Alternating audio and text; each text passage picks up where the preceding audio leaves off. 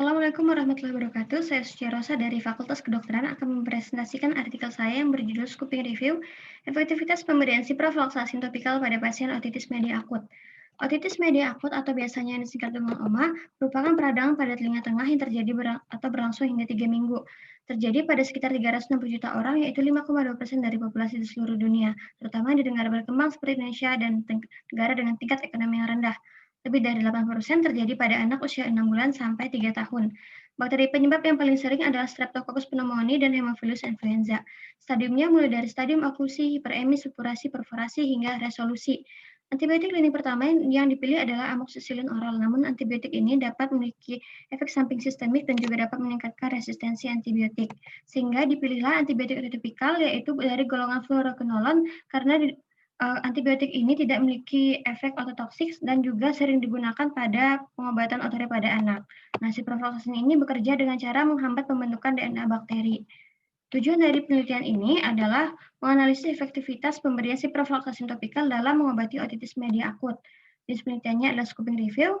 Populasi yang digunakan adalah artikel dari jurnal internasional yang berkaitan dengan judul, dan sampelnya adalah 6 artikel penelitian dari jurnal internasional yang berkaitan dengan judul penelitian yang sesuai dengan kriteria inklusi dan juga eksklusi.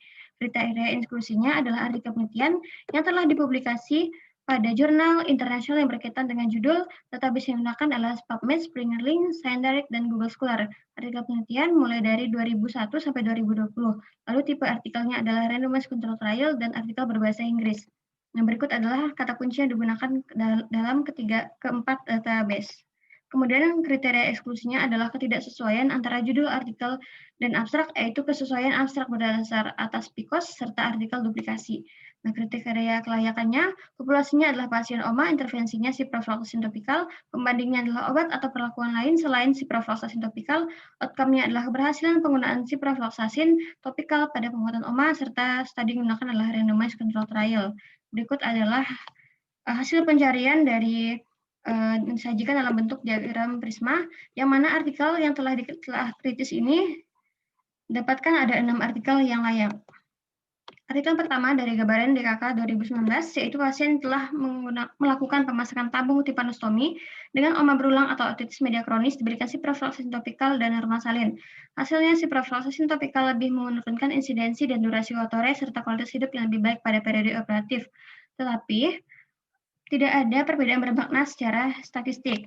Kemudian yang kedua dari spektor DKK 2015, pasien OMA yang menggunakan tabung timpanostomi diberikan ototopikal ciprofloxacin yang dikombinasikan dengan fluoquinolone dibanding pemberian sediaan tunggal ciprofloxacin dan fluoquinolone. Hasilnya adalah ototopikal ciprofloxacin dikombinasikan dengan fluoquinolone memberikan waktu kesembuhan otore dan eradikasi mikrobiologi yang lebih cepat, dan jumlah pasien yang mengalami efek samping juga lebih sedikit. Dari Roland DKK 2004, pasien anak yang menggunakan tabung timpanostomi paten dan didiagnosis OMA dengan otore tanpa komplikasi diberikan ciprofloxacin yang dikombinasikan dengan dexamethasone dibanding pemberian ofloxacin topikal.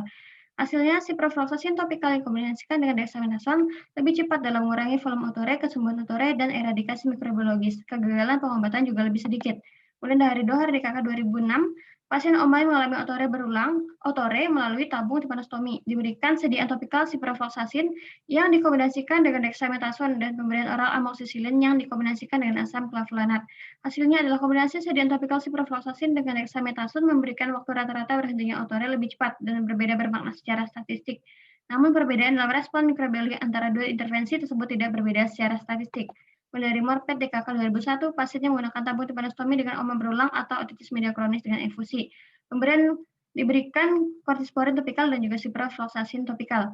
Hasilnya adalah pemberian kortisporin topikal menunjukkan tingkat otore yang lebih rendah, namun tidak berbeda bermakna secara statistik. Yang terakhir dari Roland DKK 2004, pasien OMA yang menggunakan tabung timpanostomi diberikan sediaan topikal ciprofloxacin yang dikombinasikan dengan dexamethasone dan pemberian ofloxacin topikal.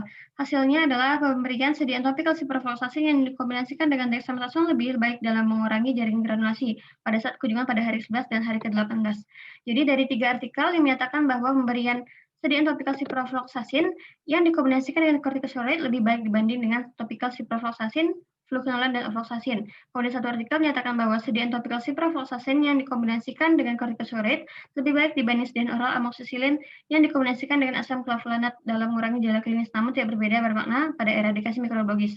Kemudian dua artikel menyatakan bahwa pemberian ciprofloxacin topikal tidak memberikan efek yang berbeda dibanding normalsalin dan kortisopolin topikal.